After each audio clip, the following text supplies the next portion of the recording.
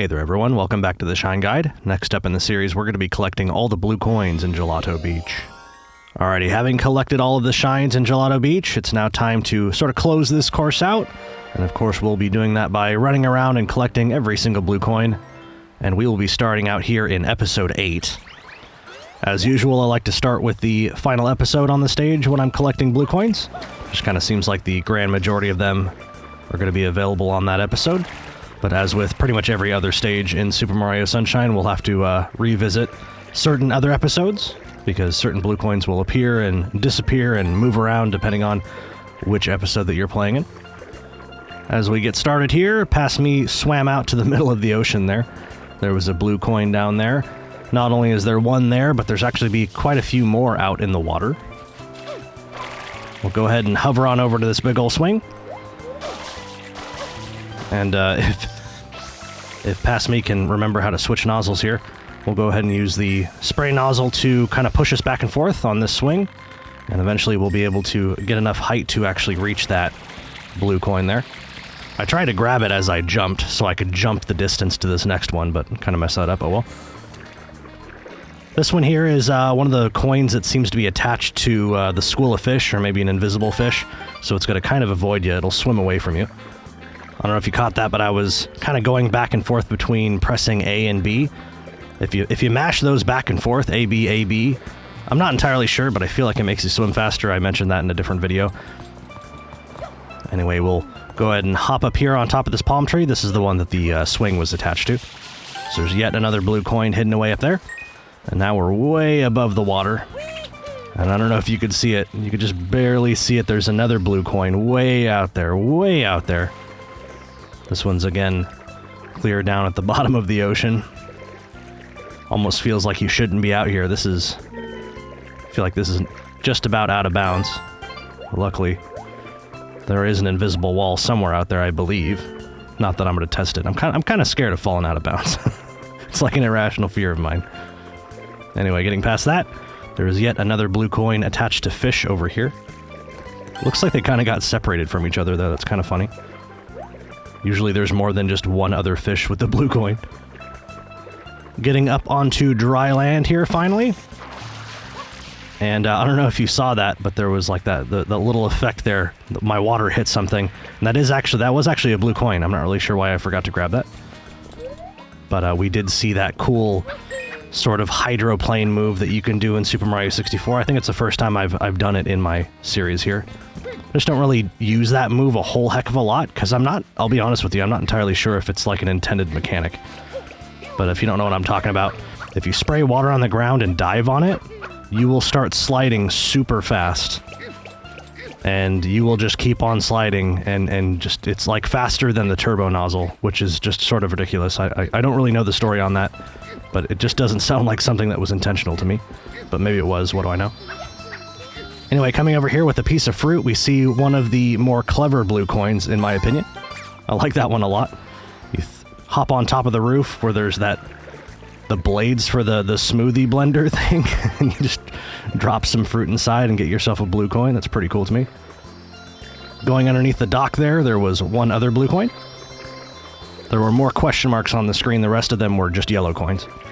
So that's a nice little pickup if you're doing 100 coins, but otherwise we'll just go ahead and ignore that. If you hover up this hill here, you can actually make it up to this little section. I think normally you would probably drop down from up on the hills up there. You can see that cobblestone path. I think you're probably supposed to drop down there to get that blue coin, but you can make it if you hover. And here I'm going to do some pretty creative jumps. Nothing too crazy, but I do kind of think that this area up here was probably meant to be reached with the rocket nozzle. We will be doing a couple of things with the rocket nozzle in a little bit, but you know me. I like to try and do as much as I can with the hover nozzle for some reason, mostly just because I don't want to go get the rocket nozzle. So we were just barely able to reach up here pretty much by doing some really long hovers, getting that maximum height from our hovers just by hovering for a really long time. And we'll just go ahead and grab that blue coin and make our way back over to where that giant watermelon is. From the Watermelon Festival Shine. You can see it off in the distance there. We will be collecting a couple more. I think there's 3 more blue coins over here. 2 of them are going to be in blue birds. Yes, the return of the blue coin birds. And luckily, there's really not a whole lot of places for the birds to go on this stage. You know, normally when you scare a bird off, it might go to, you know, many different possible places on the map, and you kind of have to continue to hunt it down. But if you scare the birds away and just kind of be patient, just kind of sit here for a while, they will return. As that one just goes sailing through the terrain over there. But yeah, just be impatient. This won't take too much longer. I can see them both flying out there right now. But yeah, my point being, you don't really need to, after you scare them off, you don't need to, you know, go running around looking for them again. Just kind of hang out for a second. Here he comes. Coming in for a landing. He doesn't know the LZ is hot, but, you know. Kind of cool to see 2 blue coins just sitting right next to each other. Considering how hard some of them are to collect, it probably feels good to get 2 just like that. In any case, I don't know if you caught a glimpse of that, but there's that blue coin clear up there. And you can just barely make it if you hop as high as you can off of this wire and hover across the gap. Again, that's probably another one of those blue coins where it's probably easiest to collect that with the rocket nozzle. Otherwise, if you see right there, I didn't show it on screen for long enough, but that wire does go all the way back down to kind of where we first got up on top of the wires. And you can make your way all the way across that wire. That's one way to do it. So between hovering the rocket nozzle and just walking along the wire from the other side of the level, I'm hoping you'll be able to collect that one for yourself. Here we've got what may be the only M symbol on this stage. M Graffiti. And we will be taking care of these triangles as well. Now this almost certainly is designed to be done with the turbo nozzle, but I'm going to kind of do that hydroplaning thing again, and we'll be able to do that without the turbo nozzle. So if you missed it before, I think that was a pretty good example of it. You just take the spray nozzle, spray the ground in front of you as you're running, just make a little puddle in front of you, dive on it with the B button, and then press forward on the control stick. And you just start cruising, man. As you can see, you can't make the sharpest turns in the world. Turning sharply seems to slow you down. But otherwise, oh yeah, we're gonna get thrown into the air here. And I thought we weren't gonna make it in time, but despite that, we will actually make our way over here using the same trick. Look at that, look how fast that is. That's crazy. Well, I'm sure there's information online on whether or not that's like an intended mechanic, but if you think that's cheating, if you feel like that's cheating, just grab yourself the turbo nozzle and you'll be able to get that one just as easy. And the turbo nozzle, of course, is that way right now, the way I'm looking right now. Grabbing a blue coin here, but yeah, up on the hill over there, there's those wires hanging from the poles. If you look at the base of all the poles, you may have to go from one pole to the next, but eventually you'll find one that the turbo nozzle's sitting right there next to it. Anyway, though, getting past that. As you can see, I'm now running around, spraying the sand on the beach. There's actually, I think, 4 coins. This is the one that we accidentally passed up a little bit earlier. It's a big old dang symbol. But that was the 3rd hidden blue coin in the sand. And then there's one last one over here. Kind of doing this big shotgun blast thing. You can do that by jumping into the air, holding R and pressing A. It's kind of a nasty combo to do for your first time, but after you get the hang of it, you can actually throw a lot of water around all over the place. It's great for clearing out paint on the ground and looking for hidden stuff like that. Hopping up on this little gazebo thing, you can see a trail of coins there. If we use the rocket nozzle, shoot ourselves up. Looks like there's a blue coin up there. Oh yeah, and I get sort of distracted by the mirror. There's like a weird little... Not really sure what's going on with the reflection there. But here's a sneaky one. Here's this blue bird guy. If you flip him over and jump on him, he'll drop a blue coin for you. Which is pretty funny because one of the other blue coins we're going to be collecting is in episode 1, where all of the birds are blue. And there's only one red one. And the red one is the one that has the blue coin that time. But we'll be taking a look at that in a few seconds here. Looks like I was done with episode 8, so I'll be switching over to episode 6 now. So these coins here are probably the more well-hidden coins in Gelato Beach, simply because they require Yoshi.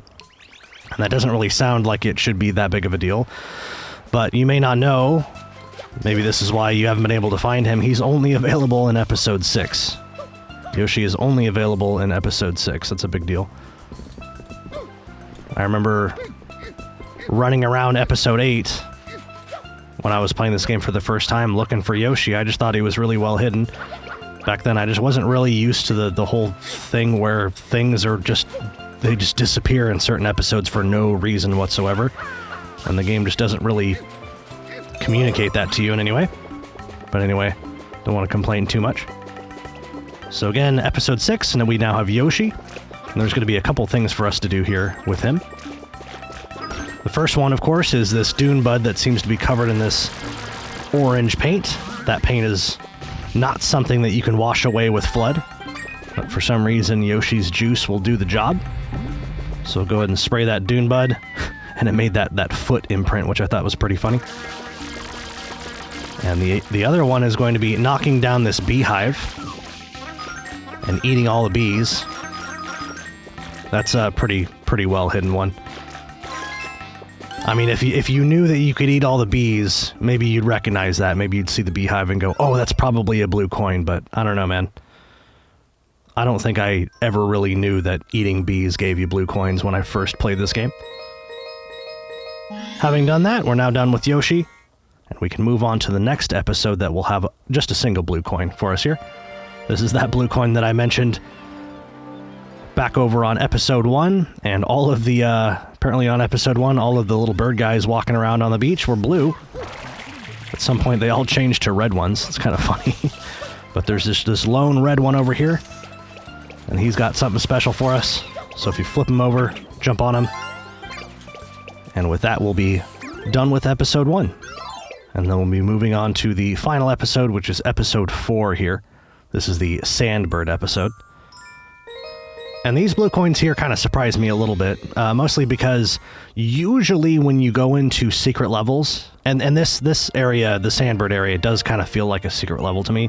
And by secret level, of course, I'm talking about those areas where you go in and the first time you run through it, Shadow Mario takes FLUDD away from you and you have to get through it without FLUDD. Those secret levels, as far as I know, as far as I remember, don't ever have blue coins in them, thank goodness. This area here, even though it feels kind of the same to me, kind of feels like a secret level, is not the case. There are 4 blue coins for us to collect here in the Sandbird sort of sky zone. So, in any case, we will be heading on up the hill here, so we can slide down, hit this trampoline, and transport ourselves to the Sandbird area. And this is where you're saying, oh man, I have to be in this area again. You collected all the red coins and you thought you were done, but all of a sudden you're back again. But anyway, we're almost there. Let's get this done. So I think this really isn't too bad. Like, don't be too intimidated by this. The fact that we don't need to worry about the red coins this time, I think helps a lot. So I just recommend collecting a coin and then running back to the middle of the bird's back, and then going back into the sort of over the shoulder, like the first person view, so you can get an idea of where the next cloud is. I don't know if I mentioned, but all the blue coins are on clouds. So that was the second one, and again, I run back to the middle of the bird's back, and it looks like those last 2 clouds there are the blue coins. Oh, and yes, we're going to be turning on our side here. So what I like to do is just kind of wait on the cloud for as long as possible, and then hover as long as I can, just to allow the bird to finish rotating, so you got a nice flat spot to land on. So that was pretty tough. That's pretty tough. But you know, if you can collect any blue coins, you know, the blue coins are going to be collected permanently, right? So if you, for example, hop up onto a cloud, collect your first coin, and as you go to try to get your second blue coin, you fall, well, when you respawn, that first coin is still going to be collected, right? And then you could ignore that cloud, and you can sort of focus on whichever cloud or blue coin kind of tripped you up last time, right? So while I was able to collect all 4 blue coins in my example here. Just realize that, it may not look like that in your game, and I'm just kind of trying to encourage you to not worry about it too much. Just get them one at a time, and if you have to die in between each and every single blue coin, go ahead and do that, and eventually you'll get it. Anyway, though, I think that's going to be it for my blue coin guide on Gelato Beach. There's a lot of nasty hidden ones there, so I hope you found what you were looking for, and I'll see you in the next video.